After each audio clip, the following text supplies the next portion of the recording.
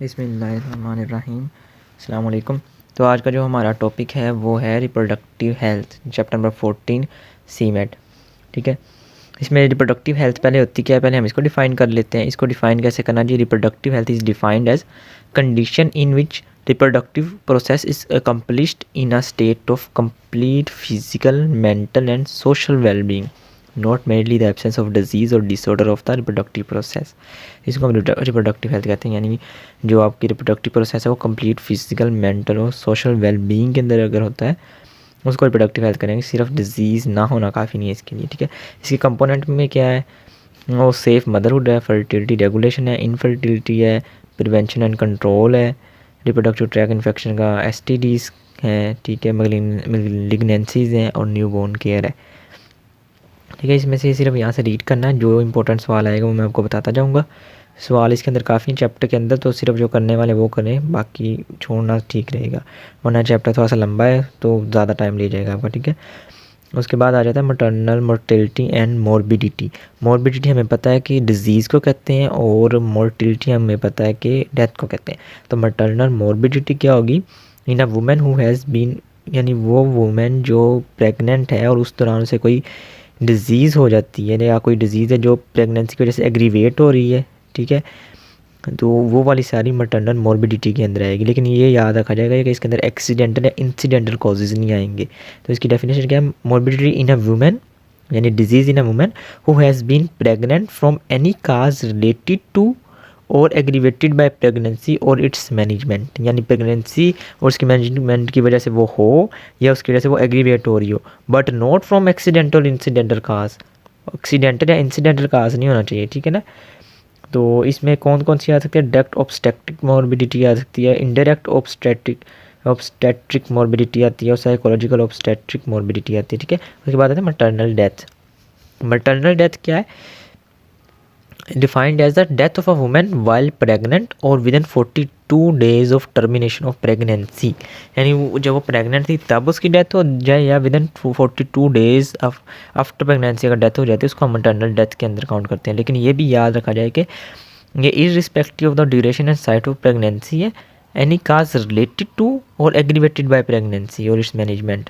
लेकिन इसमें भी एक्सीडेंटल या इंसिडेंटल कॉज ना है। जैसे इन्होंने नीचे एक लिखा हुआ कि एक प्रेग्नेंट वुमेन थी, रोड पे वो वॉक कर रही थी कि एक कार ने हिट किया और वो वहीं पे उसकी डेथ हो गई, तो इसको हम मटर्नल मोर्टेलिटी में काउंट नहीं करेंगे क्योंकि ये एक एक्सीडेंटली डेथ है, इसमें प्रेगनेंसी या प्रेगनेंसी की मैनेजमेंट का रोल नहीं है। ठीक है, उसके बाद आ जाता है लेट मटर्नल डेथ। अगर आफ्टर 42 डेज़, यानी जो 42 हम डेज हमने कहते हैं ना आफ्टर टर्मिनेशन ऑफ प्रेगनेंसी, उसके बाद हुई है तो हम इसको लेट मटर्नल डेथ में करेंगे। लेकिन इसमें भी जो कॉज होना चाहिए वो डायरेक्ट या इनडायरेक्ट ऑब्स्टेट्रिक काज हो। ठीक है ना, यानी प्रेगनेंसी या डिलीवरी से रिलेटेड काज होना चाहिए। उसके बाद आ जाता है जी pregnancy related death. The death of a women while pregnant और within 42 days of termination of pregnancy irrespective of the cause of death. इसमें irrespective of the cause of death है, ये प्रेगनेंसी रिलेटेड डेथ है। उसके बाद maternal mortality rate है। इसमें क्या होगा जी?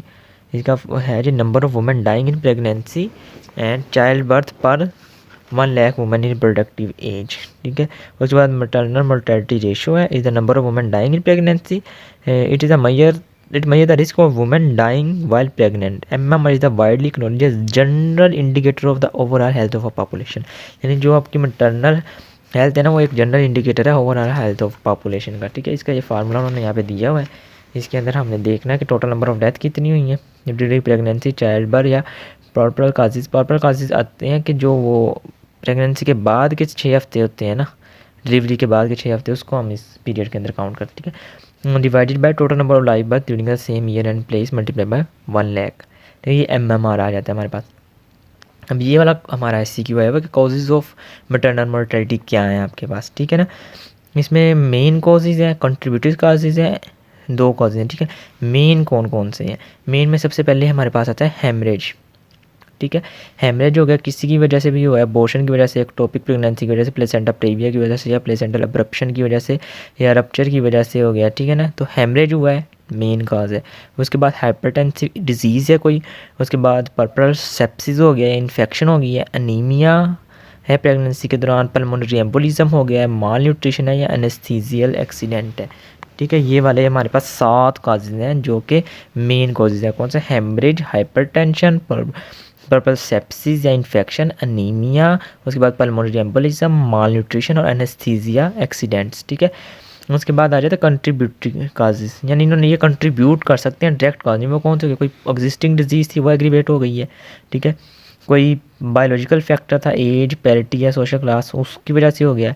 या कोई सोशल फैक्टर था, यानी बर्थ इंटरवल्स यानी बहुत कम था, या फैमिली साइज़ जिसमें डिलीवर्ड बाय अनट्रेंड दाई, यानी जो डिलीवरी वाली दाई थी वो ट्रेन नहीं थी, उसकी वजह से ये कॉन्ट्रीब्यूटरी कहा से। वो पहले वाले मीनिंग से ऐसी क्यों था ये आपने कर लेना। ठीक है। उसके बाद यहाँ पे आता है मेजर्स टू रिड्यूस एमएमआर। ठीक है ना, ये पूछा नहीं हुआ लेकिन ये आप कर लें। इसमें मेजर्स कौन से होंगे? आप बर्थ स्पेसिंग ठीक कर लें, आप अर्ली डिटेक्शन कर लें हाई रिस्क केसेस की, आप उनके बाद अवेलेबल सोर्सेज का फुलेस्ट यूज़ करें। ठीक है। आप ब्लड ट्रांसफ्यूजन के स्क्वाड बना दें, आप पैटर्नल न्यूट्रिशन इंप्रूव कर दें, सेप्टिक मेजर करें, ट्रेंड बर्थ अटेंडेंट्स हो गया, ट्रेनिंग ऑफ दाइज होगी, बेटर रोड कर दें कि ट्रांसपोर्टेशन सर्विसेज अच्छी हो जाए, फीमेल लिटरेसी रेट बता दें, हेल्थ एजुकेशन दें। ठीक है। ये सारे हैं, इनमें से आपको जितने याद आ जाए आप लिख सकते हैं। अच्छा, एक सवाल यहाँ पे वो पूछते हैं, पास पेपर के अंदर लिखा नहीं हो वो आपने लिख लेना है। वो कहता है कि delay at different level contributing to MMR. ठीक है। 2 या 3 बार ये पूछा, उसने कहता है डिफरेंट लेवल पे डिले कौन कौन सी जगह पे होता है जो आपका मटर्नल मोर्टेलिटी रेट का बाइस बन सकता है। तो ये 3 डिले हैं, ये लिख लें। एक होता है delay in decision to seek care. ठीक है ना, लोअर स्टेटस के जो पीपल होते हैं उनके अंदर होता है कि delay in decision to seek care, यानी केयर सीक करने में वो डिले कर देते हैं डिसीजन बनाने में। ठीक है। दूसरा डिले इन रीचिंग केयर, इसमें क्या होगा कि डिस्टेंट यानी विलेज वगैरह में दूर रहते हैं और हेल्थ सेंटर दूर है, तो delay in reaching care. Number 3 है delay in receiving adequate health care. ठीक है। इसमें क्या होगा कि जो मटर्नल फैसिलिटीज़ या मेडिकल फैसिलिटीज़ थी ना वहाँ पे सेंटर के अंदर वो नहीं थी, तो delay in decision to seek care, delay in reaching centre, delay in receiving adequate health care. ठीक है। ये 3 डिले होते हैं। उसके बाद है health related problems across a women's life time. ठीक है ना, ये क्वेश्चन नहीं आया हुआ, बस रीड कर लें। ये आपको वैसे ही पता होगा कि इन्फेंसी और चाइल्डहुड के अंदर वुमेन को कौन कौन से मसाइल हो सकते हैं, प्रॉब्लम हो सकती है। सेक्स सिलेक्शन हो सकता है, जेंटल म्यूटिलेशन, डिस्क्रिमिनेशन हो सकता है, एडोलेसेंस और रिप्रोडक्टिव एज में तकरीबन मिलते जुलते हैं। इसमें क्या होगा? अर्ली चाइल्ड बेयरिंग हो जाए, अनसेफ अबॉर्शन हो जाए, STDs या एड्स आ जाए, अंडर न्यूट्रिशन हो जाए या सब्सटेंस अब्यूज़ हो जाए, इधर अनप्लान प्रेगनेंसी हो चाहे अनसेफ अबॉर्शन, STD या एड्स, प्रेगनेंसी कॉम्प्लिकेशन, माल न्यूट्रिशन, वही दोनों में तकरीबन सेम है। ठीक है। पोस्ट रिप्रोडक्टिव क्या होंगे? हमें पता है कि एस्ट्रोजन कम हो जाता है तो उससे क्या आता है कि कार्डियोवास्कुलर डिजीज़ आ जाती हैं, गायनोकोलॉजिकल डिस्टर्बेंसेस आ जाती हैं, ऑस्टियोपोरोसिस आ जाता है, ऑस्टियोआर्थराइटिस आ सकता है, डायबिटीज़ आ सकती हैं। लाइफ टाइम हेल्थ प्रॉब्लम्स कौन सी होंगी? जनरल वायलेंस, ऑक्यूपेशनल हैज़र्ड्स और डिप्रेशन। ठीक है ना, ये 3 जो है लाइफ टाइम रहती हैं। उनके बाद high risk approach in pregnancy, ये सवाल बहुत बार आया हुआ है कि हाई रिस्क केस कौन से होंगे, आप उनको डिटेक्ट कैसे करेंगे। ठीक है ना, यानी पहले भी हमने कहा था ना कि हाई रिस्क जो है उनको आपने अर्ली डिटेक्ट कर लेना अगर आप एमएमआर को रिड्यूस भी करना चाह रहे हैं। तो वो हाई रिस्क अप्रोच है, हाई रिस्क केसेस कौन से हैं? तो वो होते हैं कि टू यंग और टू ओल्ड, यानी 18 साल से छोटी है एज या फिर 35 साल से ज़्यादा और प्रीमी ग्रेविडा है, यानी फर्स्ट प्रेगनेंसी है और 18 साल से कम उम्र है फीमेल की या फिर 35 साल से ज़्यादा है। तो too young, too old, primigravida. उसके बाद प्री मैच्योर बर्थ हो या पोस्ट मैच्योरिटी हो। प्री मैच्योर क्या होगा कि 37 वीक कंप्लीट होने से पहले पहले हो जाए या फिर 41 वीक के बाद हो। ठीक है ना, वो पोस्ट मैच्योर हो जाएगी। और प्री मैच्योर 37 वीक से पहले हो जाए। ठीक है, ये दूसरा होगा। तीसरा क्या है? ग्रैंड मल्टीपैरा, यानी 5 बच्चे हो चुके हैं और उसके बाद बच्चा आ रहा है तो ग्रैंड मल्टीपैरा है। ठीक है, उसके अंदर हाई रिस्क है। उसके बाद है शॉर्ट स्टेचर्ड है और प्रेमी ग्रेविडा, यानी फर्स्ट प्रेगनेंसी है और जो कद है वो 5 फीट से कम है, तो ये भी हाई रिस्क प्रेगनेंसी है। ट्विन प्रेगनेंसी है। माल प्रेजेंटेशन यानी ब्रीच डिलीवरी या ट्रांसवर्स लाई है। Pregnancy associated with anaemia, anaemia से एसोसिएटेड है प्रेगनेंसी है ना, तो ये भी है। उसके बाद टॉक्सीमिया ऑफ प्रेगनेंसी है।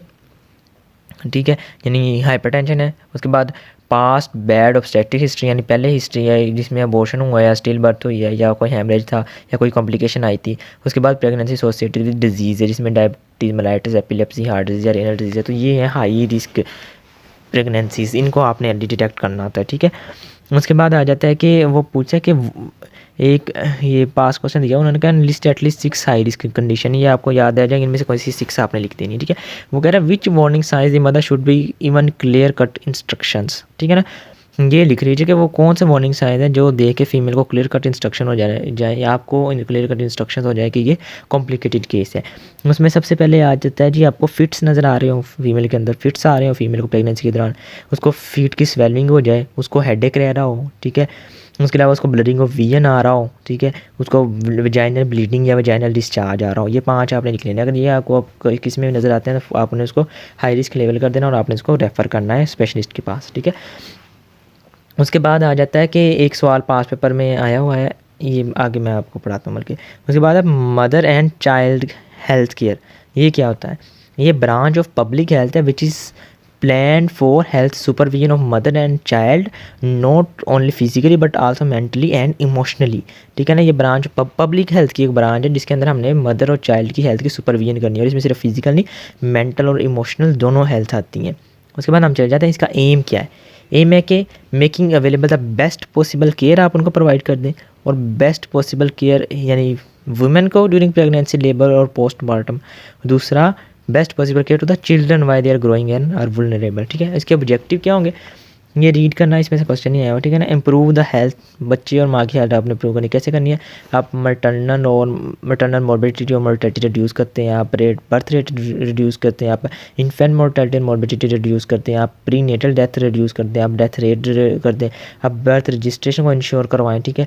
Study and obtain information regarding women education income, ये देखें आप रिप्रोडक्टिव हेल्थ को प्रमोट करें, ठीक है ना। अब इसके हैं कंपोनेंट ऑफ MCH, ये देख लें। Component of maternal child health कौन कौन से होते हैं? इसमें प्री नेटल एंटीनेटल केयर आता है, इंट्रानेटल केयर आता है, पोस्ट नेटल केयर आता है, इन्फेंट केयर आता है, उसके बाद ट्रेनिंग प्रोग्राम और हेल्थ एजुकेशन है, ठीक है, ये है। उसके बाद आता है मैटरनिटी साइकिल। मैटरनिटी साइकिल की स्टेजेस कौन कौन सी होती हैं? सबसे पहले फर्टिलाइजेशन है, उसके बाद एंटीनेटल है, फिर इंट्रानेटल है, फिर पोस्ट नेटल है, उसके बाद इंट्रा कॉन्सेप्शनल पीरियड है। अब आ जाए इंट्रानेटल केयर, ठीक है। इंटरनेटल केयर क्या होता है कि care of mother during pregnancy, यानी प्रेगनेंसी के दौरान जो आपने करनी है वो होगी इंटरनेटल मैं कहा था एंटीनेटल केयर है। एंटीनेटल क्या मतलब होगा? यानी प्रेगनेंसी के दौरान जो आपने केयर करनी है ना बच्ची और माँ की, उसको हम कहेंगे एंटीनेटल केयर। इसका एम क्या होगा कि achieve healthy mother and healthy baby at the end of pregnancy. Pregnancy के एंड पे आप मदर भी हेल्दी और बच्चा भी हेल्दी, ये इसका एम है बस, ठीक है। इसके ऑब्जेक्टिव्स ये SCQ है, what are the objectives of antenatal care, ठीक है। इसमें क्या है जी? Promote protect and maintain health of mother during pregnancy, detect high risk pregnancies, ठीक है, foresee complications and prevent them, reduce anxiety associated with delivery, reduce maternal and fetal mortality and morbidity. ये अगर आप वो पीछे वाले बेसिक अपने दिमाग में स्केच बना लेना, आगे बार बार ये पूछेंगे, यही चीज़ें चलेंगी। आपने क्या करना है? अपने मदर और बच्चे दोनों की हेल्थ को इंश्योर करवाना है, ठीक है। आपने हाई रिस्क प्रेगनेंसी को जल्दी डिटेक्ट करना है, आपने जो कॉम्प्लिकेशन है उनको फोर्सी कर लेना, उनको प्रिवेंट करना है, ठीक है। आपने एंग्जाइटी या डिप्रेशन जो रिलेटेड है डिलीवरी के वो दूर करना है, और आपने मोर्टेलिटी मदर की और फिटल की दोनों को कम करना है, ठीक है। ये मेन ऑब्जेक्टिव है एंटीनेटल के, ठीक है। उसके बाद आगे और भी लिखे हैं, इसमें क्या करना है आपने? मदर को सेंसिटाइज करना है कि वो फैमिली प्लानिंग की तरफ आए। उसके बाद मदर को अपने टीच करना है कि न्यूट्रिशनल पर्सन वेंटर सैनिटेशन को देखे, ठीक है। उसके बाद आ जाता है to attend the under 5 complying the mother. Under 5 ये नीचे कंपोनेंट लिखे हुए हैं कि कंपोनेंट क्या है एंटीनेटल केयर के। एंटीनेटल केयर क्लिनिक होना चाहिए, होम विजिट्स होना चाहिए, लेबोरेटरी और डायग्नोस्टिक फैसिलिटीज़ होनी चाहिए, mental preparation and family planning आती है, और making referral and follow up, ठीक है। ये SCQ है वो, ये आपने याद रखनी है। कौन कौन सी एंटीनेटल केयर है, होम विजिट है, लेबोरेटरी और डायग्नोस्टिक फैसिलिटीज़ है, मेंटल प्रिपेयरमेंट एंड फैमिली प्लानिंग है, और उसके बाद रेफरल और फॉलो अप है। ये 5 हैं, ठीक है ना, कंपोनेंट्स ऑफ एंटीनेटल केयर। अब आ जाए एंटीनेटल केयर क्लिनिक क्या है। एंटीनेटल केयर क्लिनिक में क्या आएगा? इसमें आ जाएगा careful and complete obstetric history लेनी है, आपने मेडिकल एग्जामिनेशन करनी है, आपने कंसल्टेशन करनी है, और आपने हेल्थ एजुकेशन देनी है, ठीक है। उसके बाद आ जाते हैं रूटीन विजिट्स, ठीक है। ये याद रख लें, SCQ में पूछते हैं ओके, एक फीमेल आई है तो उसको आपने गाइड क्या करना है रूटीन विजिट्स के बारे में, कब कब विजिट करे वो फिजिशियन को, ठीक है। इसमें एक होती है रूटीन विजिट्स, एक होती है मिनिमम विजिट्स, दोनों आपने याद करनी है। रूटीन विजिट्स क्या होंगी? फर्स्ट विजिट जब वो आ जाए एज सुन एज पॉसिबल, ठीक है। उसके बाद एवरी 4 वीक, हर 4 हफ्ते बाद, अप टू 28 वीक, यानी 28 हफ्तों तक हर 4 हफ्ते बाद आए वो आपके पास। उसके बाद 28 से लेकर 36 वीक तक हर 2 हफ्तों बाद आए वो आपके पास, ठीक है। और आफ्टर 36 वंस इन हर हफ्ते में एक बार चेकअप करवाया जाए। ये वैसे आइडियल रूटीन विज़िट है, ठीक है। अगर ये पॉसिबल ना हो तो आपने उसको मिनिमम विज़िट्स का भी बता देना है कि मिनिमम विज़िट जो लाजमी है वो उसने कौन कौन से करने हैं। एक उसने करना है कि first visit before 18 weeks to confirm pregnancy, यानी उसने 12 वीक्स टू कन्फर्म प्रेगनेंसी, यानी 12 हफ्तों से पहले पहले एक विज़िट करना है ताकि प्रेगनेंसी कन्फर्म हो जाए। 24 हफ्तों से पहले एक करना है जिसके अंदर बेस लाइन हेल्थ प्रोफाइल देख ली जाए बच्चे की और माँ की, ठीक है। उसके बाद 32 और 34 यानी 32 और 34 वीक्स के दौरान उसे दोबारा करना है ताकि पोजीशन और प्रेजेंटिंग पार्ट देख लिया जाए बच्चे का कौन सा है, ठीक है। उसके बाद फोर्थ विज़िट और आखिरी विज़िट उसने 36 वीक में करना है, तो डिसाइड कर लिया जाए कि बच्चे की डिलीवरी किस जगह करनी है, where to deliver the baby, ठीक है। ये मिनिमम विज़िट्स हैं। आपने जब भी किसी को बताने हैं, पास क्वेश्चन में आए लिखने हैं, तो अपने रूटीन विज़िट्स बता देने। अगर उसे कहना ये नहीं पॉसिबल तो आपने मिनिमम विज़िट्स उसको बताना है कि 4 विज़िट्स वो लास्ट में करे। उसके बाद आ जाता है जी होम विज़िट्स। होम विज़िट्स ये एमसीक्यूज़ के हवाले से याद है, it is a back bone of MCH, यानी मैटरनल चाइल्ड हेल्थ सर्विसेज की ये बैक बोन है, ठीक है ना। और जितने विज़िट हैं टोटल, अगर आपके पास मदर प्रॉपरली अटेंड कर लिया एंटीनेटल को, तो इनको चाहिए एंटीनेटल क्लिनिक को कि 1/3 वो उसके होम पे जाकर फिर पे करें, ठीक है। मस्ट बी होम विज़िट्स 1/3, ठीक है। उसके बाद हेल्थ एजुकेशन इसमें आती है, उसकी होम एनवायरनमेंट देख ले वो, और फॉलोअप की एडवाइस थी उसे, ठीक है। उसके बाद आती है रूटीन एट फर्स्ट विज़िट। अगर कोई फीमेल जब भी आपके पास आई, ये भी जैसे कि मैं आ जाता है, वो कहता है कि 7 मंथ पे एक फीमेल पहली बार आपके पास आई है या 4th मंथ में पहली बार आपके पास आई है, तो आप क्या करेंगे, ठीक है ना। तो रूटीन एट फर्स्ट विजिट आपने क्या करना है, सबसे पहले आपको confirm the pregnancy, know the baseline health status, complete general and physical examination करें आप उसकी रूटीन इन्वेस्टिगेशंस करवाएं जिसमें ब्लड कंप्लीट है, यूरिन कंप्लीट है, बीपी देखना है आपने। उसके बाद आपने स्पेशल इन्वेस्टिगेशंस करवाएं जिसके अंदर उसका ब्लड शुगर देखें रैंडम, और उसके बाद आप उसका RH फैक्टर देखें। ये आपने करनी है रूटीन एट फर्स्ट विजिट, जब मर्जी वो आ जाए। उसके बाद आपने उसे सब्सिक्वेंट विजिट्स का बताना है, या सब्सिक्वेंट विजिट में जब वो आपके पास आएगी तब आपने क्या क्या करना है, अपने फंडल हाइट देखनी है, ड्यूरेशन ऑफ प्रेगनेंसी देखनी है, अपने ब्लड प्रेशर देखना है, अपने ब्रेस्ट एग्जामिनेशन करनी है, अपने फीटल हार्ट रेट देखना है, और अपने यूरिन एग्जामिनेशन देखनी है फॉर शुगर एंड एल्ब्यूमिन, ठीक है। उनके बाद आ जाए प्री नेटल एडवाइस क्या होती है। अच्छा, ये याद रखना है कि अगर वो आपके पास लेट आती है ना, तो आपने जैसे प्रेगनेंसी हो जाए उसके बाद आपने एक्सरे नहीं करना, ठीक है ना। ये MCQs में आता है कि ड्यूरिंग फर्स्ट विजिट या रूटीन विजिट्स आपने एक्सरे को अवॉइड करना है, ठीक है। उसके बाद आ जाए प्री नेटल एडवाइस, ठीक है। It's the major component of prenatal and antenatal care. यानी ये एक क्वेश्चन भी आता है कि एक फ़ीमेल आपके पास है, अब उसको प्री नेटल एडवाइस क्या देंगे, या इसमें एक न्यूट्रिशनल काउंसलिंग का लफ्ज़ वो इस्तेमाल कर देते हैं, ठीक है। न्यूट्रिशन काउंसलिंग वैसे मेरा ख्याल है कि शायद न्यूट्रिशन वाले चैप्टर का सवाल होगा, लेकिन यहाँ पे लिखा हुआ था पास क्वेश्चन, यहाँ पे मैं बता देता हूँ, लेकिन अगर न्यूट्रिशन वाले चैप्टर में ये लिखा हुआ तो आपने वो वहीं से करना है, ठीक है। यहाँ पे आपने इसको क्या कहना है, आपने डाइट में इसको बताना है कि weight gain should be 10 to 12 kg और 60,000 calories for total pregnancy duration. यानी टोटल प्रेगनेंसी में आपका कम से कम जो वेट गेन है वो कितना होना चाहिए, 10 से 12 kg होना चाहिए, ठीक है। उसके साथ आपने उससे यहाँ पे एक लिख लें, फिर सफिशेंट आयरन डाइट का कहना है आपने से कि आपकी डाइट के अंदर आयरन ज़्यादा होना चाहिए, ठीक है। उसके बाद उससे पर्सनल हाइजीन में उसे कहेंगे लाइट वर्क करे लेकिन हैवी वर्क रूटीन ना रखे। उसके बाद 8 घंटे अपनी नींद पूरी रखे, स्मोकिंग को अवॉइड करे, प्रॉपर डेंटल हाइजीन रखे, ठीक है। Sexual intercourse is restricted during last trimester के अंदर सेक्सुअल इंटरकोर्स भी रिस्ट्रिक्ट करना है, क्योंकि उसके बाद कुछ ड्रग्स हैं उनको वो कॉन्ट्राइंडिकेटेड है, वो बता देनी है आपने। टेट्रासाइक्लिन नहीं यूज़ करनी, स्ट्रेप्टोमाइसिन नहीं यूज़ करनी, कोर्टिकोस्टेरॉइड्स नहीं यूज़ करने, इम्यूनाइजेशन मदर की होनी चाहिए टेटनस टॉक्सोइड से, ठीक है। उसके बाद नंबर 3 पे आ जाता है लेबोरेटरी एंड डायग्नोस्टिक फैसिलिटीज़, ठीक है।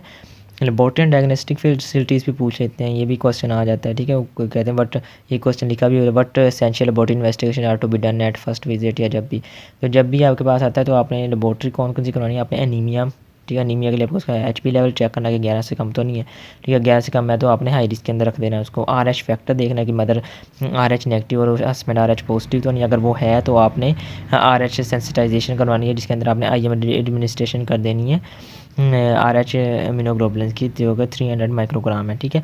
और सेकंड डोज डिलीवरी के फौरी बाद देनी है अगर RH पॉजिटिव बेबी था। एनीमिया हो गया, RH फैक्टर हो, तीसरे में आपने टॉक्सीमिया और प्रेगनेंसी देखना है, ठीक है। ये SCQ भी आया हुआ कि एक हाइपरटेंशन की पेशेंट आई है जिसको ब्लडिंग ऑफ विजन हो रहा है या एडिमा हो रहा है, आप कौन सी इन्वेस्टिगेशन करवाएंगे कंफर्म करने के लिए कि प्रीक्लम्सिया है कि नहीं। उसके लिए हम क्या करेंगे, हम उसका कंप्लीट यूरिन करवाएंगे, ठीक है।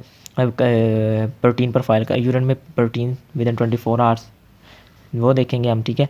इसके अंदर क्या आएगा कि एल्ब्यूमिन, जब ब्लड प्रेशर हाई होता है तो आपको पता है कि यूरिन के अंदर एल्ब्यूमिन आना स्टार्ट हो जाती है। उसके बाद आप उसका बीपी चेक करेंगे और एडीमा देखेंगे सिम्टम्स के अंदर, ठीक है। अगर एडीमा, इंक्रीज बीपी और एल्ब्यूमिन इन यूरिन है, इसका मतलब टोक्सोमिया और प्रेगनेंसी आपका डायग्नोस हो गया। उसके बाद आप जर्मन मीजल्स और रुबेला की इन्वेस्टिगेशन करवाएंगे। और अगर एक फीमेल है जिसको जनरल मीजल्स हुआ है ना और ड्यूरिंग फर्स्ट ट्राइमेस्टर है, तो फिर यहाँ पे सजेशन ये होती है कि बच्चे को अबॉर्ट कर दिया जाए, कुछ से उसे कॉन्जेंटल एबनॉर्मेलिटीज़ हो सकती हैं, ठीक है। तो ये आपने एमसीक्यूज़ के हवाले से याद रखना है, ठीक है। तो ये 4 इन्वेस्टिगेशन आपने करवानी, कौन सी? नीमिया, RH फैक्टर, टोक्सीमिया प्रेगनेंसी और जर्मन मीजल्स एंड रुबेला। उसके बाद है mental preparation and family planning. आपने ये बस रीड कर लें कि आप प्रेगनेंसी के दौरान आपने मदर को फैमिली प्लानिंग के बारे में बताया, क्योंकि इस टाइम वो सबसे ज़्यादा रिसेप्टिव होती है कि आप उसे कोई एडवाइस दे सकें। उसके बाद आपने उसको रेफरल और फॉलोअप के लिए कहना है। और अगर आपको हाई रिस्क प्रेगनेंसी लगी है तो आपने उसको स्पेशलिस्ट के पास रेफ़र कर देना है, ठीक है।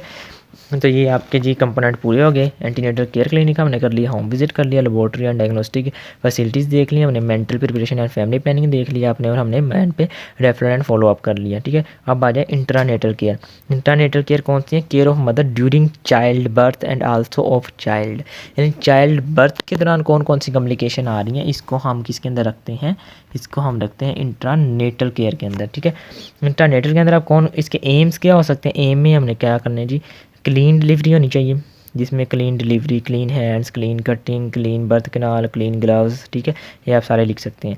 एक तो clean delivery through aseptic message हो, दूसरी डिलीवरी विद मिनिमम इंजरी हो, दूसरा ready to deal with complication, अगर कोई कॉम्प्लिकेशन पॉसिबल आपको लग रही है हो, उसके लिए आपने पहले से रेडी रहना। और आपने केयर ऑफ बेबी करनी है at the time of delivery, ठीक है। 4 इसके मेन एम है।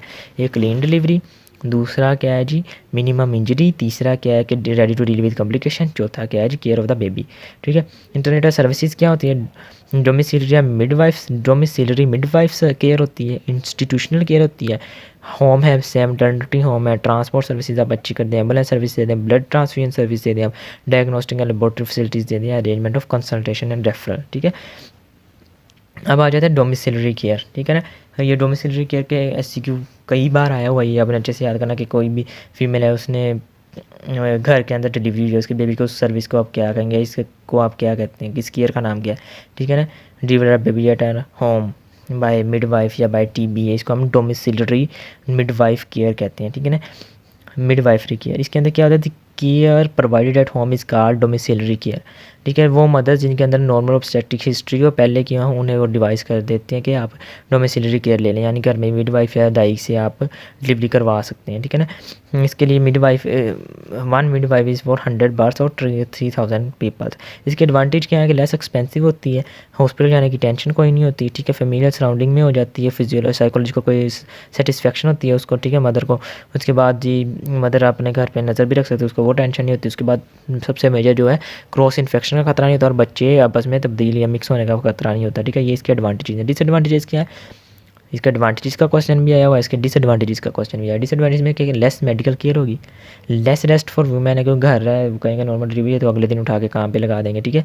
हर डाइट में भी निगलेक्टेड, उसकी डाइट निगलेक्ट हो सकती है, और नॉट फुली सेफ़। सबसे बड़ा क्या है कि फुली सेफ़ नहीं है, यानी कोई कॉम्प्लिकेशन आ गई आप उसके साथ डील नहीं कर सकते, ठीक है ना। तो लेस मेडिकल केयर है, लेस रेस्ट है, लेस और डाइट में भी निगलेक्टेड है, और नॉट फुली सेफ़ है। उसके बाद आता है इंस्टीट्यूशनल केयर। इंस्टीट्यूशनल केयर क्या है कि दी केयर प्रोवाइडेड इन इंस्टीट्यूशन, यानी होम या मैटरनिटी होम के अंदर जो आपको प्रोवाइड की जाए, हॉस्पिटल या मैटरनिटी होम्स के अंदर जो आपको प्रोवाइड की जाएगी ना, उसको हम कहेंगे इंस्टीट्यूशनल केयर है, ठीक है। जितने भी हाई रिस्क केसेस होते हैं उनके लिए हम इंस्टीट्यूशनल केयर को प्रोवाइड करते हैं। अब इसके एडवांटेजेस क्या है? यहाँ पे वो उसके उल्टे कर लें, ठीक है ना। एसेप्टिक मेजर्स होंगी, बेटर मेडिकल सर्विसेज होंगी, हाई रिस्क केसेस यहाँ पे डील होंगे, यहाँ पे इसकी डाइट और हेल्थ का क्या रखा जाएगा, और यहाँ पे एमरजेंसी और कॉम्प्लिकेशन को भी डील कर सकते हैं। डिसएडवांटेजेस क्या है? मोर एक्सपेंसिव हो सकती है, ठीक है। क्रॉस इन्फेक्शन का खतरा हो सकता है, वही उसके उल्टे आपने बस कर लेने हैं, ठीक है। चाइल्ड मिक्सिंग का खतरा हो सकता है, ठीक है। और साइकोलॉजिकल टेंशन उसको होगी हॉस्पिटल लेके जाने की, ठीक है। हम आ जाए डेंजर सिग्नल्स ड्यूरिंग लेबर के दौरान डेंजर सिग्नल्स क्या आ रहे हैं? अगर ये वाले होंगे, रप्चर ऑफ मेम्ब्रेन हो जाए, ठीक है, prolonged first stage of labour हो जाए, या फिर ऑब्स्ट्रक्टेड लेबर हो जाए, म्यूकोनियम स्टेन लेक्वर आ जाए, या पोस्टमार्टम हेमरेज, यानी डेंजर सिग्नल्स है लेबर के लिए, ठीक है। उसके बाद rooming and its advantages. Rooming क्या होती है? बच्चे के झूले को माँ की साइड पे या माँ के बेड के करीब रखने को हम रूमिंग इन कहते हैं, ठीक है। Keeping babies crib by the side of mother's bed is called rooming in, ठीक है। इसके एडवांटेजेस क्या है? मदर को सेटिस्फेक्शन हो जाएगी, इजीली वो बेबी को फीड कर सकती है, ठीक है, बेबी मिसप्लेस नहीं हो सकता और बेबी और माँ आपस में एक दूसरे से फेमिलियर हो जाते हैं। उसके बाद आता है पोस्ट नेटल केयर, ठीक है। पोस्ट नेटल केयर क्या है, डिलीवरी के बाद माँ और बच्चे की जो केयर है उसको हम कहेंगे पोस्ट नेटल केयर में, ठीक है। अब जब पोस्ट नेटल केयर जो मदर है ना वो ऑब्स्टेट्रिशियन की जिम्मेदारी है, और पोस्ट नेटल केयर जो बच्चे की है ना वो रिस्पॉन्सिबिलिटी ऑब्स्टेट्रिशियन एंड पीडियाट्रिशियन दोनों की होती है, और इस कंबाइंड एरिया को हम क्या कहते हैं, न्यूनेटोलॉजी कहते हैं। उसके बाद आते हैं सर्विसेज कौन कौन सी होंगी, होम विजिट प्रोग्राम है, welfare centres for supply of milk है, प्रोवाइडिंग कंसल्टेशन है, post natal cleaning for mothers है, hospital beds for complicated cases है, फैमिली प्लानिंग सर्विसेज है, रेफरल एंड फॉलो अप है, ठीक है। इसके अंदर से क्वेश्चन नहीं आया हो, बस इसको रीड कर लें, ठीक है। ऑब्जेक्टिव क्या होंगे, आपने पोस्ट नेटल कॉम्प्लिकेशन को प्रिवेंट करना है, आपने फैमिली प्लानिंग सर्विसेज देनी है, आपने एडिक्वेट ब्रेस्ट फीडिंग को चेक करना है, आपने बेसिक एजुकेशन मदर को देनी है, पोस्ट नेटल एक्सरसाइज बतानी है, ठीक है। उसके बाद पोस्ट नेटल कॉम्प्लिकेशंस क्या हो सकती हैं, पेरिफेरल सेप्सिस हो सकता है, थ्रोम्बोफ्लेबाइटिस हो सकता है, सेकेंडरी हेमरेज हो सकता है, मेस्टाइटिस हो सकता है, इन्फ्लेमेशन ऑफ ब्रेस्ट को कहते हैं, यूरिनरी ट्रैक इन्फेक्शन हो सकता है, और एयर एम्बोलिज्म होता है। ये पोस्ट नेटल कॉम्प्लिकेशन है, ठीक है। अब आ जाती है care of new born. Care of new born के अंदर ये हेडिंग्स आप याद रख लें, ये भी काफ़ी है, वरना अगर अंदर से रीड करना चाहते हैं। सबसे पहले रिससिटेशन है, अगर आपको लग रहा है कि बच्चे का सांस नहीं आया या उसको ब्रीथिंग में मसला, आपने फ़ोन इसको रिससिटेट करना है, ठीक है। रिससिटेशन का इक्विपमेंट देख लें, म्यूकस एक्सट्रैक्टर होना चाहिए, सक्शन अपरेटस होना चाहिए, इन्फेंट लेरिंजियोस्कोम या एंडोट्रेकियल ट्यूब होनी चाहिए, ठीक है। ये रिससिटेशन है। अच्छा, रिससिटेशन के अंदर ये एक APGER है, आया नहीं हुआ ये, लेकिन पढ़ लें। ये स्कोर सिस्टम होता है जिसके अंदर A से एक्टिविटी, P से पल्स, G से ग्रीम्स, A से अपीयरेंस और R से हम रेस्पिरेशन चेक करते हैं, ठीक है। MCQ के लिए इसका बस ये स्कोर याद कर लें, यानी अगर 0 से 3 आए तो हम कहेंगे सीवियरली डिप्रेस्ड है, 4 to 6 आया तो हम कहेंगे मॉडरेटली डिप्रेस्ड है, और अगर 7 से 10 आ रहा है फिर हम कहेंगे कि एक्सीलेंट कंडीशन के अंदर है, ठीक है। बाकी ये टेबल देख ली, इससे आपको आइडिया रहेगा कि एक्टिविटी, पल्स, ग्रीम्स, अपीयरेंस, रेस्पिरेशन, इसमें वो पॉइंट्स देने हैं और आने पे हमने पॉइंट्स काउंट कर लेने हैं, ठीक है। उसके बाद पहले रिससिटेशन होगी, फिर केयर ऑफ कॉर्ड है, ठीक है। कॉर्ड आपने पल्सेशन स्टॉप होने के बाद कट करनी है, ठीक है। केयर ऑफ द आई है, ठीक है। आई को आपने साफ़ करना है स्टीराइल स्वैब के साथ, उसके बाद आपने सिल्वर नाइट्रेट 1% उसको ड्रॉप्स डाल देने ताकि उसको गोनोकोकल कंजक्टिवाइटिस ना। उसके बाद आपने केयर ऑफ स्किन करनी है, स्किन को आपने साफ़ करना है और गर्म पानी के साथ आपने उसको धो देना है और नहला देना है बच्चे को, ठीक है। उसके बाद उसकी एग्जामिनेशन ऑफ अबनॉर्मैलिटीज़ देखें, आप देखें कि ब्रीथिंग उसकी ठीक है, कॉन्जेंटल हार्ट अनोमलीज तो नहीं है, कोई उसका इम्परफोरेटेड एनस तो नहीं है, साइनोसिस तो नहीं है, ठीक है। उसके बाद उसका बर्थ वेट देखें कि अंडर वेट तो नहीं है वो, ठीक है। उसके बाद अदर में देख लें जी, उसकी एग्जामिनेशन कर लें, ठीक है। तो इसमें कौन सी resuscitation, care of cord, care of eye, care of skin, examination of abnormality, birth weight and others, ठीक है। उसके बाद ट्रेनिंग प्रोग्राम MCHC, ये सिर्फ रीड करने वाले हैं, यहाँ से क्वेश्चन नहीं है, जो क्वेश्चन आएगा मैं आपको बता दूँगा, ठीक है। इसमें TB है, मिडवाइफ्स है, डेली हेल्थ विजिटर है, medical student, post graduate student, GPAs हैं, ठीक है। उसके बाद बर्थ वेट जो है ना ये सिंपलेस्ट मेजरमेंट है और इंडिकेटर होता है फेटल वेलबींग का, ठीक है ना। अब ये डिपेंड किस पे करेगा, जेनेटिक फैक्टर पे कर सकता है, बर्थ स्पेसिंग है, सेक्स ऑफ चाइल्ड पे, पैरिटी पे, मल्टर्नल न्यूट्रिशन पे, duration of gestation, age, social status, ठीक है। स्टैंडर्ड बर्थ वेट जो होता है ना जो हमारे पास वो 2500 ग्राम या 2.5 kg होता है, ये आपने याद रखना MCQs के लिए, ठीक है। उसके बाद हमारे पास आता है लो बर्थ वेट, अगर 2.5 kg से नीचे हुआ ना इसको हम कहेंगे लो बर्थ वेट, ठीक है। और ये मोस्टली सीन किस में होगा, प्री टर्म बेबीज़ में, ठीक है ना, या फिर उनके अंदर in small for date babies, ठीक है। उसके बाद प्री टर्म बेबीज़ क्या होते हैं, अगर बच्चा 37 वीक कंप्लीट होने से पहले पैदा हो जाए ना उसको हम कहते हैं कि प्री टर्म बेबीज़ कहेंगे उनको, ठीक है। और उसके बाद टर्म क्या कहेंगे, जो 37 वीक से लेके लेस दैन 42 कम्प्लीटेड वीक्स, यानी यह 42वां हफ्ता कंप्लीट होने से पहले और 37 वीक कंप्लीट होने के बाद जो होगा उसको हम कहेंगे नॉर्मल या टर्म बेबी कहेंगे उसके हम, ठीक है। पोस्ट टर्म क्या है, यानी 42 वीक कंप्लीट होने के बाद अगर कोई होगा ना उसको हम पोस्ट टर्म बेबी कहेंगे, जिसमें प्री टर्म और पोस्ट टर्म भी दोनों वो जो है ना वो हमारे पास हाई रिस्क में आएंगे, ठीक है। उसका स्मॉल फॉर डेट कहते हैं, small for date are those babies whose birth weight is below the 10 percentile for the gestational age, यानी 10 परसेंटाइल जो है ना गेस्टेशन अगर उससे भी कम आ रहा है ना तो उसको हम कहेंगे small for date. Percentage of low birth weight baby अब कैसे निकालेंगे हमें live born babies with birth weight less than 2.5 kg divided by total number of live birth multiply by 100 से हमारे पास निकलेंगे टोटल परसेंटेज कितनी है लो बर्थ वेट बेबीज़ की, ठीक है। अब ये वाला SCQ आया हुआ है कि what is the prevention of low birth wait babies. Prevention आपने क्या करनी है, आपने मदर की न्यूट्रिशन का ख्याल रखना है, हाई रिस्क मदर्स को आपने आइडेंटिफाई करना है, आपने बर्थ स्पेसिंग देखनी है और प्रॉपर एंटीनेटल मॉनिटरिंग है, ये 4 हैं जो आपने प्रिवेंशन करनी है। उसके बाद आता है ट्रीटमेंट, ट्रीटमेंट 2 हैं, ठीक है ना।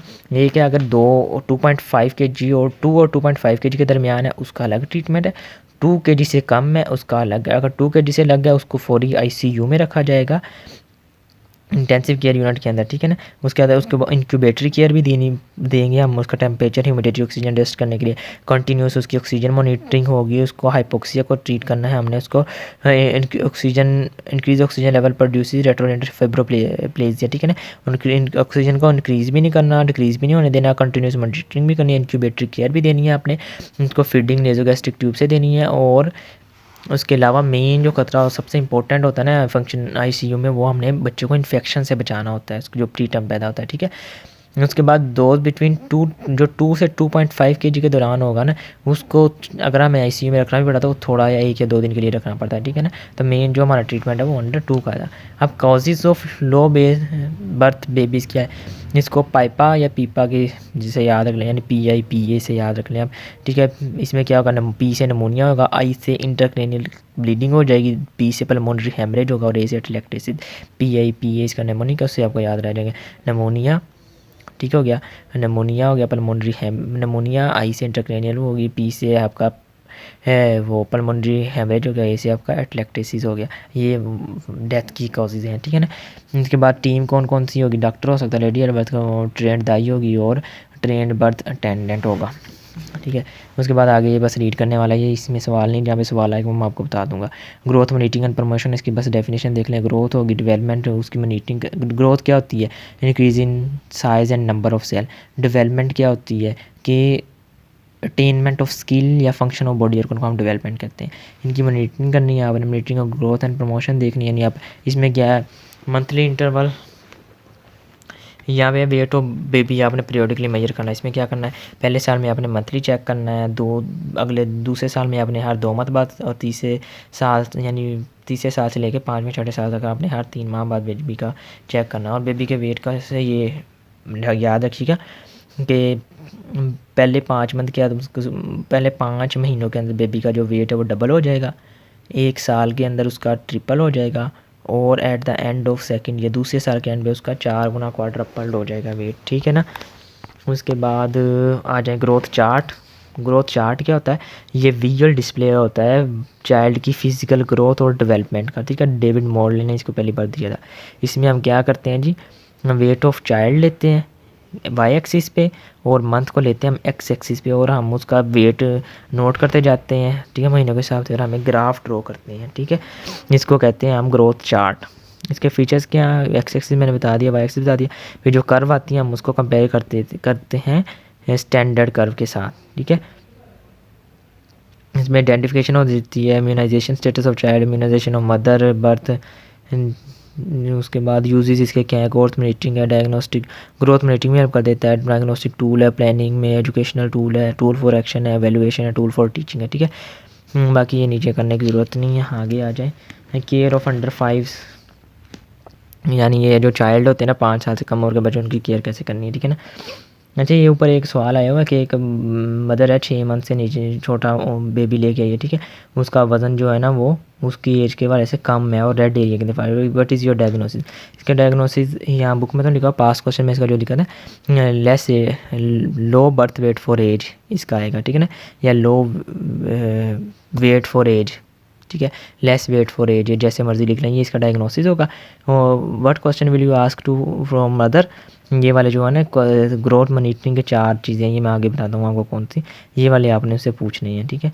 ये पूछने हैं आपने जी। ग्रोथ मीटिंग जो थर्ड हेडिंग है ना, इसके नीचे लिखा failure of breast feeding, इनएडिक्वेट nutrition, intestinal parasite and infection. ये 4 सवाल आपने मदद से पूछने हैं कि ब्रेस्ट फीडिंग में कोई फेलियर हुआ है, या इसकी न्यूट्रिशन ठीक नहीं है, या कोई इसको इंटेस्टाइनल पैरासाइट है, या कोई इन्फेक्शन है। ये सवाल आपने माँ से पूछने हैं, ठीक है। उसके बाद केयर ऑफ अंडर 5 है, ठीक है। जो बच्चे चाइल्ड होते हैं उनकी आपने केयर करनी होती है, क्योंकि वो ज़्यादा वल्नरेबल होते हैं, ठीक है, उनको ग्रोथ ज़्यादा चाहिए, उनकी मोर्टेलिटी हाई है, ठीक है। ये बस रीड कर लें। अंडर 5 क्लिनिक्स हैं, इसमें केयर इलनेस है, प्रिवेंटिव केयर है। उसके बाद ग्रोथ मॉनिटरिंग है। ग्रोथ मॉनिटरिंग ये इंपॉर्टेंट है, इसमें आ जाता है कि वो जो उसका जो बी पार्ट था ना उसका ये जवाब यहाँ से है, ठीक है। वो no need to worry but if curve is in danger zone, अगर डेंजर जोन यानी रेड जोन के अंदर है, following causes must be suspected, ठीक है ना। ये वाले लाजमी अपने सस्पेक्ट करने हैं और पूछने हैं। कौन से? Failure of breast feeding, इनएडिक्वेट nutrition, intestinal parasite और एनी इन्फेक्शन। उसके बाद infant feeding. Infant feeding include breast feeding होनी चाहिए, आर्टिफिशियल फीडिंग भी होनी चाहिए और वेनिंग भी होनी चाहिए, ठीक है। उसके बाद ब्रेस्ट फीडिंग में क्या आता है? ब्रेस्ट फीडिंग में है कि breast milk is the ideal food for infant up to 4 to 5 month. 4 to 5 months तक आपने ब्रेस्ट फीड के ऊपर बच्चे को रखना है, ठीक है ना। इस दौरान में आपने पानी या और कुछ देने की जरूरत नहीं है, ब्रेस्ट फीडिंग उसके लिए काफ़ी होती है, ठीक। इसके अंदर डेली सिक्रेशन ब्रेस्ट फीडिंग की किया 450 to 600 ml per day. Energy value 65 to 75 kilo calories पर 100 ml है। ये MCQ के बारे से देख रहे हैं, देख लें, ठीक है। क्लोस्ट्रम क्या होता है? जो सिक्रेशन फर्स्ट 2 या 3 डेज़ के अंदर आती है ना, वो प्रोटीन इनरिच होती है। उसके अंदर यूनिक इम्यूनोलॉजिकल फैक्टर होते हैं जिसको डायरिया और रेस्पिरेटरी इन्फेक्शन से प्रिवेंट करते हैं, ठीक है ना। ये भी MCQ है, डायरिया इन्फेक्शन और रेस्पिरेटरी इन्फेक्शन से प्रिवेंट करते हैं, इसको हम क्लोस्ट्रम कहते हैं। उसके बाद है WHO रिकमेंडेशन। वो ब्रेस्ट फीडिंग फौरी तौर पे स्टार्ट करवा देनी चाहिए। और ब्रेस्ट फीडिंग में ये है कि should not be any prolactive feeding, यानी जैसे हमारे यहाँ पे हनी वाटर या घुट्टी वगैरह देने का है ना रिवाज, वो WHO की रिकमेंडेशन नहीं है। वो कहते हैं नहीं देनी चाहिए, डायरेक्ट बस आप ब्रेस्ट फीडिंग ही स्टार्ट करवाएं, ठीक है। उसके बाद कोई पेसिफायर, रबर या प्लास्टिक निप्पल नहीं इंट्रोड्यूस करवानी चाहिए, ठीक है। ब्रेस्ट फीडिंग ऑन डिमांड होनी चाहिए। इंटरवल 1 से 4 घंटे का रखना है, ठीक है। और for breast feed should B only food in first 4 month of child. Advantages क्या होंगे? ये एक SCQ आया हुआ 2-3 बार बताता है एडवांटेज ऑफ ब्रेस्ट फीडिंग, ठीक है। बेबी के लिए क्या है? एक तो सेफ, क्लीन और हाइजेनिक है, ठीक है। उसके बाद फुली उसकी जितनी रिक्वायरमेंट है उनको मीट करता है। Less chances of mall nutrition है, ईजिली डाइजेस्टेबल है, एंटी माइक्रोबियल फैक्टर है, रिस्क ऑफ एलर्जी और ओबेसिटी को रिड्यूस करता है, हाइपोमैग्नीसीमिया को रिड्यूस करता है, डेवलपमेंट ऑफ जॉ और टीथ में हेल्प करता है, IMR को रिड्यूस करता है, prevent development of neonatal hypocalcaemia को प्रिवेंट करता है। ये सारे एडवांटेजेस हैं ब्रेस्ट फीडिंग के, ठीक है ना। और उसके बाद MCQs के लिए और रेसिपी के लिए भी याद कर लें कि ब्रेस्ट मिल्क जो होता है ना, वो विटामिन K कंटेंट उसके अंदर कम होता है, इसलिए बर्थ के फौरी बाद ना आपने विटामिन K का 0.1 ml का इंजेक्शन लगा देना होता है बर्थ के बाद, ताकि उसको कोई हेमरेजिक डिजीज़ ना हो सके। उसके बाद मदर को क्या फ़ायदे हैं ब्रेस्ट फीडिंग के? चिल्ड्रन स्पेसिंग में हेल्प करता है, हमें पता है कि नेचुरल बैरियर है ये स्पेसिंग का, ठीक है। उसके बाद इन्वोल्यूशन ऑफ यूट्रस में हेल्प करता है, मेस्टाइटिस से प्रिवेंट करता है, ब्रेस्ट कैंसर से प्रिवेंट करता है, बच्चे और माँ के दरमियान क्लोज रिलेशनशिप डेवलप करता है और साइकोलॉजिकल सेटिस्फैक्शन देता है मदर को, ठीक है ना। ये एडवांटेजेस आपने अच्छे से याद कर लेना, SCQ आया हुआ है। उसके बाद Contra indication of breast feeding क्या है? अगर फीमेल को हाई फीवर है, सेप्टिसीमिया है, ब्रेस्ट कैंसर है, कोई किडनी डिजीज़ है, ठीक है, अनट्रीटेड ट्यूबरक्लोसिस या लेप्रोसी है, इसके अंदर आपने ब्रेस्ट फीडिंग नहीं करवानी। आर्टिफिशियल फीडिंग कौन कौन सी हो सकती है? उसमें क्या है जी, कब करवानी है, इसकी इंडिकेशंस क्या हैं? सवाल नहीं है वो, लेकिन पढ़ लें। अगर रिट्रैक्टेड निपल है ड्यू टू ब्रेस्ट इंगोर्जमेंट, उसके बाद कोई इन्फेक्शन है ब्रेस्ट का, सीवियरली इल मदर है, डेथ ऑफ मदर है, ठीक है। ये जो अभी हमने पढ़े उसको हाई फीवर है, सेप्टिसीमिया है, ब्रेस्ट कैंसर है, ठीक है, न्यूरोसिस है, डिसेबिलिटी है, सीवियर सेप्टिसीमिया है, HIV पॉजिटिव है, HBV पॉजिटिव है, एक्टिव ट्यूबरक्लोसिस है, इसके अंदर आपने नहीं देनी है, आर्टिफिशियल फीडिंग देनी है आपने। आर्टिफिशियल फीडिंग वैसे ड्राई मिल्क यूज़ करना ज़्यादा बेहतर है, लेकिन क्योंकि काऊ मिल्क या बफलो मिल्क चीपर होता है, इसलिए हमारे वो इस्तेमाल होता है। अच्छा, डिसएडवांटेजेस क्या है आर्टिफिशियल फीडिंग, यानी आपको इन केसेस के आपको मजबूरी है करना, लेकिन उसके डिसएडवांटेज क्या है? इन्फेक्शन के चांसेस बढ़ जाते हैं क्योंकि इम्यूनोग्लोबुलिन जो माँ की तरफ से आने थे वो नहीं आ रहे। परसिस्टेंट डायरिया हो जाएगी, क्योंकि डायरिया के खिलाफ भी वो आ रही थी, ठीक है। लेक ऑफ आयरन होगा, क्योंकि काऊ मिल्क जो था उसके अंदर आयरन कंटेंट कम होता है। उसके अंदर सॉल्ट कंटेंट ज़्यादा, टू मच सॉल्ट हो जाएगा जिससे हाइपरनेट्रीमिया और फिट्स हो सकते हैं। अनसूटेबल फैट हो सकता है, उसके अंदर सैचुरेटेड फैटी एसिड का पोर्शन ज़्यादा होगा, ठीक है। हेडिंग भी याद रखना दो काफ़ी। इन्फेक्शन है, परसिस्टेंट डायरिया है, लेक ऑफ आयरन है, टू मच सॉल्ट है, अनसूटेबल फैट है, अनसूटेबल प्रोटीन्स हैं, ठीक है। और इनडाइजेशन का मसला आएगा, एलर्जी हो सकती है, सकलिंग प्रॉब्लम आ सकता है, एक्सपेंसिव ज़्यादा हो सकता है, और risk of type 1 diabetes mellitus, insulin dependent diabetes mellitus होने का चांसेस होता है, ठीक है। उसके बाद एक कंपैरिजन है, ये न्यूट्रिशन वाले चैप्टर में लिखा हुआ, वहीं से आपने कर लेना है, ठीक है। उसके बाद आ जाता है वीनिंग। वीनिंग क्या होता है जी? ये ड्राइव है, अ कस्टम वर्ड से इट मीन्स होता है गेटिंग फेमिलियर। इसमें क्या होता है, बच्चे को आप जैसे ही वो 4 या 5 मंथ की उम्र से ज़्यादा होगा, आपने उसके फूड से फेमिलियर करना शुरू कर देना है। एक्सप्लेनेशन इसमें क्या है कि जैसे ही बच्चे की उम्र 4 से 5 मंथ से ज़्यादा होती है, उसको सप्लीमेंट फूड की ज़रूरत पड़ती है अपने कैलोरी की रिक्वायरमेंट को मीट करने के लिए। 4 मंथ से 2 साल तक आपने उसे अगर ये ना दिया तो वो हाईएस्ट रिस्क या highest incidence of mall nutrition होगा। वीनिंग के अंदर फूड्स कौन से हैं, ये एससीक्यू आता है, ठीक है ना। वीनिंग का व्हाट इज़ वीनिंग आया हुआ है उसकी, ठीक है। वाई वीनिंग ये भी क्वेश्चन आया हुआ है, ठीक है। वीनिंग की फूड्स कौन कौन से, ये भी एससीक्यू है, ये अपने अच्छे से याद करनी है। फूड कौन सी है, काउ मिल्क है, सीरियल्स है, बनाना है, सॉफ्ट कुकड राइस है, दलिया, जूस एंड योगर्ट, ये 7 चीज़ें हैं, ठीक है ना। ये 3 से 4 बार पूछी है उन्होंने, काउ मिल्क, सीरियल्स, जूस, बनाना, सॉफ्ट कुकड राइस, दलिया एंड योगर्ट, ठीक है ना, योगर्ट, ये आपने अच्छे से याद कर लेना। उसके बाद इम्प्रॉपर मीनिंग क्या होती है, इम्प्रॉपर मीनिंग अगर है तो वो डायरिया, ख्वाशिक और मसमस तक जा सकती है। उसके बाद रोल ऑफ मदर क्या है, रोल ऑफ मदर यहाँ पे वेरी इंपॉर्टेंट है, क्योंकि वो मदर जो है वो सबसे पहली बच्चे की नर्स होती है, ठीक है। उसके बाद BFHI क्या होता है, ये इसमें से क्वेश्चन ही आया और सिर्फ रीड कर लें। इसको कहते हैं बेबी फ्रेंडली हॉस्पिटल इनिशिएटिव। इसका गोल क्या है, इसमें है कि convince health care providers and parent that breast feeding gives babies the best part in life, ठीक है। क्योंकि हमारे ये पीछे ये यानी कंपेन प्रॉपर चलाई जाती रही है कि ब्रेस्ट फीडिंग जो है वो बच्चे के लिए स्टार्ट के 4-5 मंथ में बेस्ट फूड या बेस्ट कंप्लीट न्यूट्रिशन है, ठीक है। तो इसके लिए BFHI जो है ना ये बनाया गया है। इसमें यही है, अगर ये नीचे पॉलिसी में देख लें, ये 2-3 पॉइंट बस देखने वाले हैं। यानी infant should be put to breast feed within 30 minutes of birth, MCQs के लिए देख लें। Exclusive breast feed should be promoted from birth to 4 to 6 months, no water or गुटी शुड बी गिवन, ठीक है। उसके बाद no promotional material about formula should be allowed in hospital. उसके बाद है मैटर्निटी एंड वेलफेयर सेंटर, इसके अंदर से भी कोई सवाल नहीं आया हुआ, ठीक है। इसमें बिल्डिंग, लोकेशन, अकोमोडेशन है, स्टाफ है, फंक्शन है, ड्यूटीज़ है, FLHV है, सोशल ऑब्स्टेट्रिक्स है। ये बस अगर रीड करना चाहे तो आप कर लें, वरना इसमें करने वाली ज़रूरत कोई नहीं है, ठीक है ना। इसके अंदर से कुछ भी नहीं पूछा। इसके ऑब्जेक्टिव क्या है, प्रमोटिंग है मदर और चाइल्ड के लिए उनकी हेल्थ को प्रमोट करना है, लाइफ को प्रोलॉन्ग करना है, अर्ली डायग्नोसिस है, प्रिवेंटिंग डिजीज है, डिसेबिलिटी लिमिटेशन है, ठीक है। मदर एंड चाइल्ड 1 यूनिट, ये पढ़ ले, ठीक है ना। इसलिए एक mother and child must be consider as 1 unit, क्यों, एक है कि ड्यूरिंग एंटीनेटल बच्चा माँ का हिस्सा होता है। उसके बाद मटर्नल कोई भी डिजीज़ है वो बच्चे के अंदर ट्रांसफ़र होने के चांसेस हैं बराबर, ठीक है। उसके बाद आफ्टर बर्थ भी बच्चा माँ के ऊपर डिपेंडेंट है, और बच्चे और माँ के अंदर एक क्लोज रिलेशनशिप है, और mother is a first teacher और first nurse of the child, ठीक है। तो ये वजह है जिसकी वजह से वो कहते हैं कि मदर एंड चाइल्ड को एज अ 1 यूनिट ही कंसिडर किया जाए।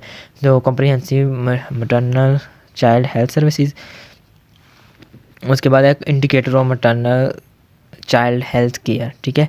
ये देख लेना कि इंडिकेटर्स कौन कौन से हैं इसके। इंडिकेटर कौन से, maternal mortality rate, MMR, neonatal mortality rate, NMR, early neonatal mortality rate, late neonatal mortality rate, post neonatal mortality rate, perinatal mortality rate, 4 years of mortality rate. यानी जितने भी मोर्टेलिटी रेट है ना बच्चे से रिलेटेड और माँ से रिलेटेड, ये सारे आपके under 5 survival, late fetal death, ठीक है। ये सारे indicator of mother child health है। अब आ जाए जी इन्फेंट मोर्टेलिटी रेट क्या होता है। इन्फेंट हम 1 मंथ के बच्चे को कहते हैं, ठीक है। तो इसमें क्या आएगा जी, it is the ratio of infant death registered in a given year to the total number of live birth registered in the same year. यानी total number of children less than 1 year. Infant हम 1 साल के बच्चे को कहते हैं, sorry 1 month को नहीं, 1 साल के बच्चे को कहते हैं। तो 1 साल से कम उम्र जितनी डेथ हुई हैं वो divided by total number of birth उस साल के अंदर जितनी हुई है, ठीक है, और मल्टीप्लाई बाय 1000, इससे आपका इन्फेंट मोर्टेलिटी रेट निकलेगा। और पाकिस्तान के अंदर इन्फेंट मोर्टेलिटी रेट 57 पर 1000 है। इसके कॉजेज़ क्या है, ये भी इन्फेंट मोर्टेलिटी रेट का भी SCQ आया हुआ है, इसकी अपनी डेफिनेशन अच्छे से कर लेनी है। इसका कॉजेज़ का SCQ आया हुआ है। कॉजेज़ कौन से हैं, न्यूट्रिशनल डेफिशिएंसी चाहिए, मदर के हो सकते हैं, सर्कमस्टांशियल हो सकते हैं, और बेबी के हो सकते हैं, ठीक है। मदर में क्या, कोई न्यूट्रिशनल डेफिशिएंसी है, कोई इन्फेक्शियस डिजीज़ है, नोक्सिया है, कोई इनकम्पेटिबिलिटी है, ड्रग टेकन है, या फिर स्मोकिंग है, ड्रिंकिंग है, कंजेंटल मालफॉर्म पेल्विस है, ठीक है। ये मदर के सर्कमस्टांशियल क्या हो सकते हैं, चिलिंग हो गया, ड्रग हो गया, प्रेसिपिटेट लेबर हो गया, प्रोलॉन्ग लेबर हो गया, बर्थ अटेंडेंट अनस्किलफुल था, या प्लेस ऑफ डिलीवरी ठीक नहीं थी। उसके बाद कॉजेज़ इन बेबी क्या है, प्री मैच्योर था, कोई हीमोलिटिक डिजीज़ आ गई है, कंडीशन ऑफ द कोड है, condition of the placenta, GI infection है, रेस्पिरेटरी इन्फेक्शन है, माल न्यूट्रिशन, एक्सीडेंट या सेप्टिसीमिया। ये सारे कॉजेज हैं, इनको आपने याद कर लेना, ठीक है। फैक्टर इन्फ्लुएंसिंग मोर्टेलिटी रेट, कौन कौन से इन्फ्लुएंस करते हैं, एक बायोलॉजिकल है। बायोलॉजिकल क्या है कि बेबी का वेट कम है, या मदर की एज टू यंग है, या टू ओल्ड है, या ओल्ड ऑर्डर ऑफ बर्थ ज़्यादा यानी 5 से ज़्यादा है, या पहला बेबी है, मल्टीपल बर्थ है, फैमिली साइज़, ये सारे बायोलॉजिकल फैक्टर हैं। इकोनॉमिकल फैक्टर क्या है कि अवेलेबिलिटी और इक्वालिटी ऑफ हेल्थ केयर, यानी इसमें वही है कि अगर ज़्यादा रिच फैमिली है उसमें मोर्टेलिटी रेट कम होगा क्योंकि उनकी फैसिलिटीज़ ज़्यादा अवेलेबल है, और अगर लो फैमिलीज़ हैं तो उनके अंदर क्या होगा, उनके अंदर मोर्टेलिटी रेट ज़्यादा आएगा। उसके बाद है कल्चरल एंड सोशल फैक्टर्स, इसका भी क्वेश्चन आया होगा कल्चरल एंड सोशल फैक्टर्स कौन से हैं इन्फेंट मोर्टेलिटी रेट के अंदर। इसमें है जी इलिटरेसी, ब्रेस्ट फीडिंग, ठीक है, इग्नोरेंस ऑफ चाइल्ड केयर है, चाइल्ड सेक्स है, broken family, इलेजिटिमेसी, habits and customs, lake of trend personal, bad environmental sanitation और ओवर क्राउडिंग, ठीक है। ये वाले सारे फैक्टर हैं, 7-8 है, इसमें से आपको जितने भी याद हैं सारे कर लें। यानी इलिटरेट तो हो गई है, ब्रेस्ट फीडिंग हो गई है, उसके बाद इग्नोरेंस चाइल्ड केयर की आपने इग्नोरेंस किया है, चाइल्ड अब्यूज़ हुआ है, उसके बाद फैमिली ब्रोकन है, इलेजिटिमेसी है, हैबिट्स एंड कस्टम है, लेक ऑफ प्रॉपर केयर है, बैड इन्वायरमेंटल है, ओवर क्राउडिंग है, ये सारे आ जाएंगे, ठीक है। उसके बाद इंपॉर्टेंस ऑफ इन्फेंट मोर्टेलिटी, इसको रीड कर लें करना है तो।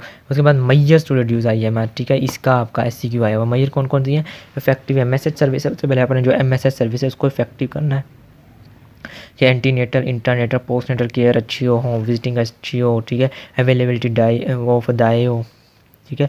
उसके बाद care of new born infant, इसका ये एक्रोनिमी लिखा हुआ है GOBI को BFFF, इसमें G से ग्रोथ है, O से आपका ORS या ORT आपने डिहाइड्रेशन को प्रिवेंट करने के लिए, B से आपने ब्रेस्ट फीडिंग और वीनिंग स्टार्ट करवानी है, I से आपने इम्यूनाइजेशन करवानी है, फैमिली प्लानिंग है, फीमेल एजुकेशन और फूड सप्लीमेंटेशन है, ठीक है। ये 2 चीज़ें हैं, ये क्वेश्चन आया, ये भी आपने लेना है, ठीक है। उसके बाद आ जाते हैं कुछ ये हैं, इनको रीड करना कर लें वरना इसमें से कुछ भी नहीं आया हुआ। इसमें से है NMR, neonatal mortality rate, ठीक है।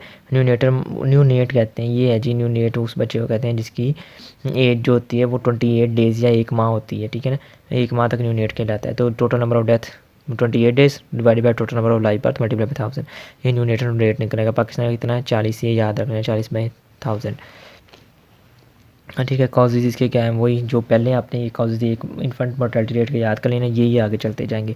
वही इमेच्योरिटी है, कोई बर्थ इंजरी आ गई है, कोई प्लेसेंटा है, कोर्ट का मसला आ गया, कोई ह्यूमिडिटी का डिजीज़ है, कंजेनिटल एब्नॉर्मलिटी है, ठीक है ना, ये सारे आ जाएंगे। उसके बाद अर्ली न्यू नेट मोर्टेलिटी, अगर फर्स्ट वीक के अंदर हो गया तो इसको अर्ली न्यू नेट मोर्टेलिटी कहते हैं। अगर दूसरे से चौथे हफ्ते के दरमियान हुआ है, ठीक है ना, यानी पहले हफ्ते के बाद और 4th वीक के दरमियान, ठीक है, 7 to 28 डेज, उसको हम कहेंगे लेट न्यूनेटल डेथ। उसके बाद पोस्ट न्यूनेटल डेथ क्या है, यानी 28 डेज़ के बाद और पहले साल के अंदर हुआ तो इसको पोस्ट न्यूनेटल मोर्टेलिटी रेट कहेंगे। इसका वो फार्मूला वही आ जाएगा ऊपर, 28 डेज to 1 ईयर, नीचे टोटल लाइफ बर्थ, ठीक है। अच्छा जी, ENMR क्या होगा अगर 1 वीक के अंदर होंगे, LNMR क्या है अगर 1 से 4 हफ्ते के दरमियान है, PNMR क्या है अगर 4 से 52 वीक्स के दरमियान है, IMR क्या है डे 0 to 52 वीक्स, यानी 1 साल के अंदर अगर हुई है। बाकी ये कॉजेज वही हैं जो पहले हम पढ़ के आ गए हैं। आ जाए पेरीनेटल मोर्टेलिटी। पेरीनेटल जो पीरियड होता है ये होता है कि 28 वीक से लेके और 28 वीक, तो after 28th week of gestation यहाँ से स्टार्ट होता है और टिल 7 डे आफ्टर डिलीवरी, ठीक है ना। And late fetal death plus early neonatal death, इन दोनों को जमा कर दे तो हमारे पास प्री नेटल मोर्टेलिटी आती है। फार्मूला भी इसका ही। अच्छा, WHO ने कहा कि आप क्योंकि 28th वीक का अंदाज़ा कैसे लगाएंगे, वो कहते हैं अगर बेबी का वेट 1000 ग्राम से ज़्यादा है ना, इसका मतलब है कि उसकी गेस्टेशनल एज जो है 28 वीक्स के ज़्यादा है। फार्मूला क्या है, late fetal and early neonatal deaths weighing over 1000 gram at birth divided by total number of birth weight over 1000 gram multiply by 1000, ये आ जाएगी हमारे पास प्री नेटल मोर्टेलिटी। सवाल इसका नहीं आया, वो बस पढ़ लें। स्टिल बर्थ क्या है, death of the fetus after 28 week, जो प्रेगनेंसी को हम कहेंगे स्टिल बर्थ। कॉजेज क्या है, placental insufficiency, RH incompatibility, anaemia. Intranatal क्या है, बर्थ इंजरी हो जाए, एस्फिक्सिया हो जाए, ऑब्स्टेट्रिक कॉम्प्लिकेशन हो जाए। पोस्टनेटल क्या है, प्रीमेच्योरिटी है, रेस्पिरेटरी डिस्ट्रेस सिंड्रोम, इन्फेक्शन है, कॉन्जेनिटल एनोमलीज। ये वही सारे चलते आ रहे हैं आपके IMR वाले, अगर वो आपने एक याद रख लिया आपके जहन में अगर बन गई है वही चलने हैं, ठीक है। चाइल्ड डेथ रेट क्या है, 1 से 4 साल का अगर बच्चे की डेथ होगी उसको हम चाइल्ड डेथ रेट में कहेंगे। फॉर्मूला सेम ही है, बस एज आपने चेंज करते जाना है। सेफ मदरहुड, इसका सवाल काफ़ी बार आया, ओके। सेफ मदरहुड क्या होता है, continuous care provided to the mother start of pregnancy period throughout the pregnancy delivery and postpartum, it is also included family planning services. Safe motherhood क्या है, pregnancy के start होने से लेके during pregnancy, delivery और postpartum period तक जो care है ना उसको हम सेफ मदरहुड कहते हैं। इसके एम क्या है, डेथ रेट में रिडक्शन करनी है, इंसिडेंस ऑफ हाई रिस्क जो है उनमें डिक्रीज लाना है, antenatal care to decrease the proportion of complication of pregnancy और train birth attendants and the delivery. ये 4 एम है इसके, ठीक है। बना कब था? 1987 में था, ठीक है। बाकी ये ग्लोबल टारगेट WHO स्ट्रेटजी क्या है for safe motherhood? Face mnemonic से याद रखें, family planning, antenatal care, clean and safe delivery और एसेंशियल ऑब्स्टेट्रिक केयर, ठीक है। तो इसमें से हमने सेफ मदरहुड की डेफिनेशन याद कर लें, एम याद कर लें और WHO स्ट्रेटजी। उसके बाद आ जाता है जब हमारे पास ये फैमिली प्लानिंग है, ठीक है। हम उसके अंदर ये पॉइंट कर लें जी। फैमिली प्लानिंग में क्या आता है कि कब बच्चे being having children, how many children, how far apart and when to stop, ठीक है। ये इसके अंदर आता है। उसके बाद आता है एंटीनेटल केयर क्या है, ये हम पीछे करके आ चुके हैं। एंटीनेटल केयर क्या है, ठीक है। उसके बाद क्लीन एंड सेफ डिलीवरी आता है और एसेंशियल ऑब्स्टेट्रिक केयर, ये इसके कंपोनेंट है सारे, ठीक है। उसके बाद आता है पोस्टमार्टम या मैटरनल केयर, नहीं पोस्टमार्टम मैटरनल केयर। इसके 4 हैं वो फैक्टर्स, कौन कौन से हैं? फैमिली प्लानिंग सर्विसेज है, न्यूट्रिशन है, एक्सरसाइज है और सोशल सपोर्ट है। ये क्वेश्चन आता है, यानी एक मदर है वो पोस्टमार्टम और उसकी रिस्टोरेशन है ऑफ हेल्थ के लिए या रिस्टोरेशन के लिए कौन से 4 फैक्टर हैं, कौन से फैक्टर हैं? सबसे पहले फैमिली प्लानिंग है। फैमिली प्लानिंग क्या है? क्योंकि ड्यूरिंग रिसेंटली जैसे बेबी बर्थ के बाद ना फीमेल सबसे ज़्यादा रिसेप्टिव होती है कि वो कोई फैमिली प्लानिंग मेथड अडोप्ट कर ले, तो फैमिली प्लानिंग सर्विसेज है। उसके बाद न्यूट्रिशन है, उसके बाद एक्सरसाइज है और उसको सोशल सपोर्ट है टू प्रिवेंट पोस्टमार्टम डिप्रेशन, ठीक है। ये 4 फैक्टर हैं, ये आपने याद रखने हैं, ठीक है। उसके बाद आ जाता है child survival index. Child survival index कैसे करनी है आपने? 1000 minus under 5 mortality rate divide by 10, इसको कहते हैं हम चाइल्ड सर्वाइवल इंडेक्स, ठीक है। इसमें ये कहते हैं UNICEF consider this as the best single indicator of social development and well being rather than GNP per capita, यानी जो चाइल्ड सर्वाइवल इंडेक्स है ना, इसको सिंगल को ही वो बेस्ट इंडिकेटर कहती है सोशल डेवलपमेंट और वेल बीइंग का as compare to growth national production. इसमें क्या है कि number of death children less than 5 years of age in a given year divided by number of live birth in the same year multiply by 1000 से निकला जाता है। Most of reduction is due to decline in infant mortality rate, के past child के अंदर ना child mortality वो काफ़ी कम हुई है। अच्छा, एक पास क्वेश्चन आपके पास आता है कि मदर को प्री क्लम्सिया है तो उसके इफेक्ट क्या क्या आएंगे, ठीक है। उसके ऊपर मदर के कौन से इफेक्ट आएंगे वो लिख लें। मदर के ऊपर आएगा कि effect mother kidney brain and liver. उसके बाद प्री टर्म डिलीवरी हो सकती है, प्रेगनेंसी लॉस हो सकता है और ऑर्गन फेलियर और स्ट्रोक हो सकता है। ये मदर को इफेक्ट आएंगे प्री क्लम्सिया के। चाइल्ड पे क्या आएंगे? प्लेसेंटल सेपरेशन हो सकती है, लेक ऑफ ऑक्सीजन और न्यूट्रिशन हो जाएगी जिससे माल डिश होगा, स्टिल बर्थ हो सकती है if placental absorption lead to heavy bleed, ठीक है। स्टिल बर्थ हो सकती है। उसके बाद प्रीनेटल डेथ हो सकती है, ठीक है। ये चाइल्ड पे आएंगे। उसके बाद एक सवाल आता है TBA, ट्रेन बर्थ अटेंडेंट जो है ना, उसकी वो कहते हैं कि क्या ड्यूटीज होनी चाहिए या क्या वो पता होना चाहिए। शुड हैव, ये लिख लें, 2 हैं। Should have information regarding immunisation required during pregnancy, and जो ट्रेन बर्थ अटेंडेंट है उसको इन्फॉर्मेशन हो चाहिए regarding immunisation required during pregnancy. Number 2 पे tetanus toxoid should be given to the female, ये उसे पता होना चाहिए कि फीमेल को इम्यूनाइजेशन कौन सी करनी है। 2 हैं, ठीक है ना। एक की इम्यूनाइजेशन कौन सी रिक्वायर है और दूसरी tetanus toxoid should be given to the female. ये 2 हैं TBA की ड्यूटीज़, ठीक है। उसके बाद ये डोमिसाइलरी केयर इंस्टीट्यूशन केयर हमने पढ़ लिया है, उसका ये डिफरेंस लिखा हुआ है, ये आपको पता होगा।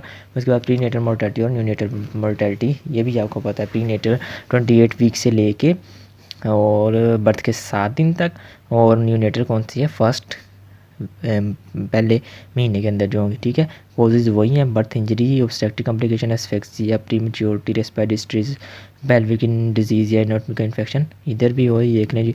उधर प्रीमेच्योर था, इधर इमेच्योर है, उधर ऑब्स्टेट्रिक कॉम्प्लिकेशन, इधर बर्थ इंजरी है, डिफिकल्ट लेबर है, कॉन्जेंटल नॉर्मल है, हेमोलिटिक डिजीज़ है, एक्यूट रेस्पिरेटरी डिजीज़ है या एक्यूट डायरियल डिजीज़ है, और कैलकुलेट करने के फॉर्मूले वही हैं। तो इस तरह हमारा चैप्टर कंक्लूड होता है।